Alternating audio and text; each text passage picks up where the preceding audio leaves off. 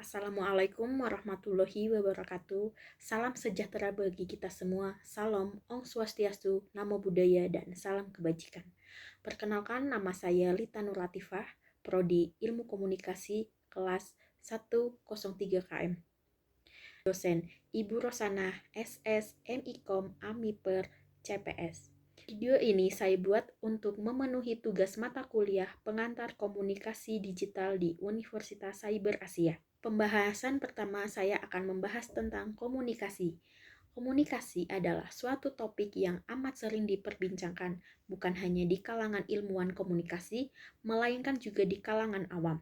Sehingga pengertian komunikasi itu sendiri memiliki banyak arti yang berlainan.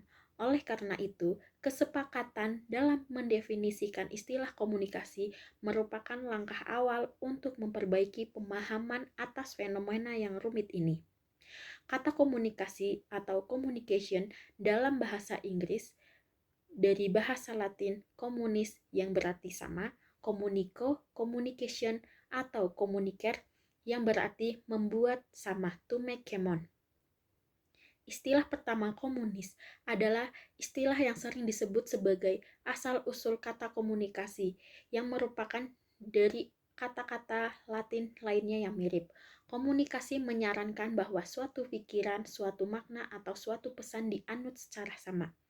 Contohnya, di perusahaan tempat saya bekerja, ada atasan yang sedang memimpin acara meeting dan membahas masalah target pencapaian penjualan. Semua karyawan yang mengikuti meeting tersebut mendengarkan arahan dari pembahasan dari atasan. Berarti komunikator di sini adalah atasan dan komunikannya karyawan, serta pesannya adalah target pencapaian penjualan. Kemudian pembahasan kedua saya akan membahas pengertian pesan nonverbal. Pengertian pesan nonverbal. Komunikasi nonverbal adalah proses komunikasi di mana pesan disampaikan tidak menggunakan kata-kata. Contoh komunikasi nonverbal adalah menggunakan gaya isyarat, gaya tubuh, ekspresi wajah, dan kontak mata. Menggunakan objek seperti potongan rambut dan sebagainya. Apa fungsi nonverbal bagi komunikasi? Lalu, apa fungsi nonverbal bagi komunikasi? Yaitu pertama, repetisi, mengulang kembali gagasan yang sudah disajikan secara verbal. Misalnya, setelah mengatakan penolakan saya menggelengkan kepala. Substitusi, menggantikan lambang-lambang verbal. Misalnya, tanpa sepatah kata pun kita berkata, kita menunjukkan persetujuan dengan mengangguk-angguk kepala. Kontradiksi, menolak pesan verbal atau memberi makna yang lain terhadap pesan verbal. Misalnya, Anda memuji prestasi teman dengan mencibirkan bibir, seraya berkata, "Hebat, kamu memang hebat." Komplement, melengkapi dan memperkaya makna pesan nonverbal. Misalnya, air muka Anda menunjukkan tingkat penderitaan yang tidak terungkap dengan kata-kata. Aksentuasi, menegaskan pesan verbal menggarisbawahi. Misalnya, Anda mengungkapkan betapa jengkelnya Anda dengan memukul meja. Bagaimana komunikasi nonverbal berpengaruh dalam proses pembelajaran jarak jauh dan bagaimana pesan nonverbal yang baik dalam proses pembelajaran jarak jauh. Pembelajaran jarak jauh adalah pendidikan yang diajarkan dari jarak jauh, tanpa ruang kelas secara fisik, dan komunikasi nonverbal berpengaruh dalam proses pembelajaran jarak jauh, karena pesan nonverbal memiliki kelebihan seperti universal, komunikasi nonverbal dapat dipahami oleh siapapun, lebih kuat, komunikasi nonverbal seringkali lebih kuat daripada komunikasi verbal. Lebih jujur, komunikasi nonverbal dapat menjadi penanda kejujuran seseorang. Lalu, pesan nonverbal yang baik dalam proses pembelajaran jarak jauh yaitu menggunakan bahasa tubuh yang tepat. Gerakan tubuh, bahasa isyarat, dan mimik wajah dapat digunakan sebagai media komunikasi nonverbal dalam pembelajaran. Menggunakan kontak mata. Kontak mata merupakan salah satu elemen penting dalam komunikasi nonverbal.